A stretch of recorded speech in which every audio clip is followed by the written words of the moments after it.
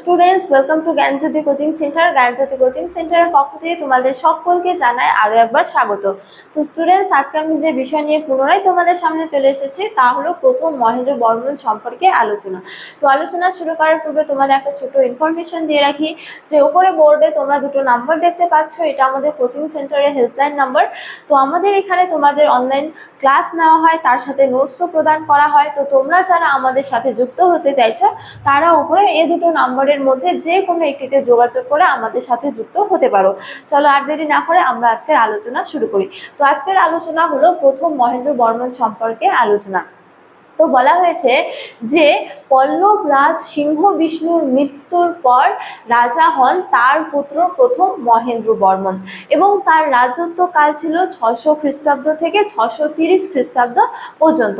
এরপরে বলা যায় যে তিনি সমসাময়িক ছিলেন হর্ষবর্ধন এবং চালুক্য রাজ দ্বিতীয় পুলকেশীর সমসাময়িক রাজা ছিলেন। তো এবারে বলা যায় যে তার সম্পর্কে জানার একটি গুরুত্বপূর্ণ উপাদান হলো কপিতেশ্বর মন্দিরের লিপি। তো এবারে আমরা আলোচনা করব তার সাম্রাজ্য বিস্তার নিয়ে।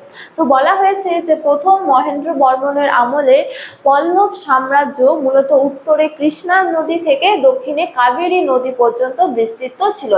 এছাড়া বলা হয়েছে যে তিনি পাহাড় কেটে বহু মন্দির নির্মাণ করেছিলেন, যার জন্য তার একটি গুরুত্বপূর্ণ উপাধি হলো চৈত্যকারী। এছাড়া বহুমুখী প্রতিভার জন্য তার একটি অন্যতম গুরুত্বপূর্ণ উপাধি হলো বিচিত্র চিত্ত। এছাড়াও তিনি পল্লব মল্ল নামেও পরিচিত। অর্থাৎ এগুলি হলো তার গুরুত্বপূর্ণ উপাধি। এবারে বলা হয়েছে যে পল্লব এবং চালুক্যদের মধ্যে দীর্ঘদিনের যে দ্বন্দ্ব বা দীর্ঘদিন ধরে যে যুদ্ধ চলছিল, এই সংঘাতের সূচনা হয়েছিল প্রথম মহেন্দ্র বর্মনের আমল থেকে। এছাড়া বলা যায় যে তিনি মূলত চালুক্যদের পরাজিত করে জয়ীও হয়েছিলেন। তো তার ধর্মীয় জীবন সম্পর্কে বলা যায় যে প্রথম জীবনে তিনি জৈন ধর্মের অনুরাগী ছিলেন, কিন্তু পরবর্তীকালে তিনি জৈন ধর্ম পরিত্যাগ করে শৈব ধর্ম গ্রহণ করেন। তো পরিশেষে বলা যায় যে তিনি সঙ্গীত, চিত্রকলা এবং নৃত্যেরও সমর্থক ছিলেন।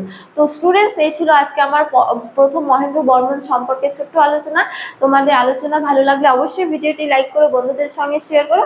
আমাকে অবশ্যই কমেন্ট করে জানিও তোমাদের ভিডিওটি কেমন লেগেছে। তোমাদের সাথে দেখা হবে অন্য এক ভিডিওতে অন্য এক টপিক নিয়ে। ততক্ষণ ভালো থাকো, সুস্থ থাকো। Thank you.